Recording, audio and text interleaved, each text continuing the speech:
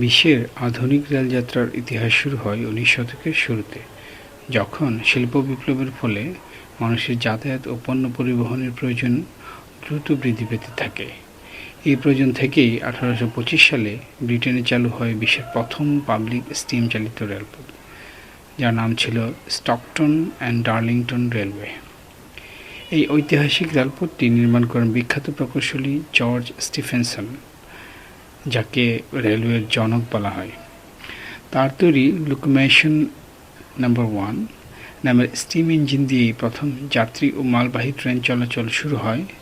এরপর 1830 সালে চালু হয় লিভারপুল অ্যান্ড ম্যানচেস্টার রেলওয়ে, যা ছিল বিশ্বের প্রথম পূর্ণাঙ্গ বাণিজ্যিক যাত্রীবাহী রেল লাইন, এবং এখান থেকেই আধুনিক রেল ব্যবস্থার সূচনা ঘটে। ধীরে ধীরে এই প্রযুক্তি ইউরোপ এবং আমেরিকায় ছড়িয়ে পড়ে।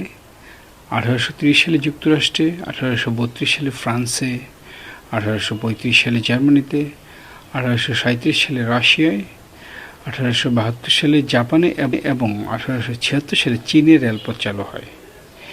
এভাবে রেলপথ পৃথিবীর যোগাযোগ ব্যবস্থায় এক বৈপ্লবিক পরিবর্তন নিয়ে আসে। রেল নির্মাণে জন স্টিফেনসনের পাশাপাশি তার পুত্র রবার্ট স্টিফেনসনও গুরুত্বপূর্ণ ভূমিকা রাখে।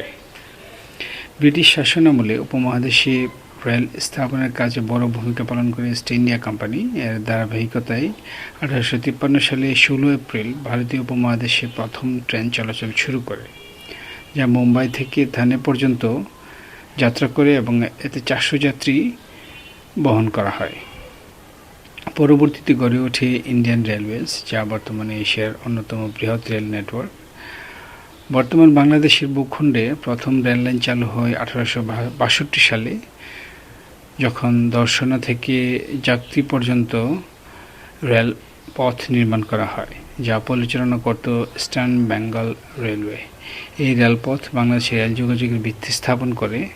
স্বাধীনতার পর দেশে গড়ে ওঠে বাংলাদেশ রেলওয়ে। এভাবেই 1825 সালে ব্রিটেনে শুরু হওয়া একটি ছোট্ট স্টিম ইঞ্জিনের যাত্রা আজ বিশ্বব্যাপী আধুনিক, দ্রুতগামী ও উন্নত রেল ব্যবস্থায় রূপ নিয়েছে, যা মানব সভ্যতার অগ্রগতিতে এক অনন্য মাইলফলক হয়ে আছে। ধন্যবাদ সবাইকে। আমার চ্যানেলটি সাবস্ক্রাইব করার জন্য সবাইকে বিনীত অনুরোধ করছি। ধন্যবাদ।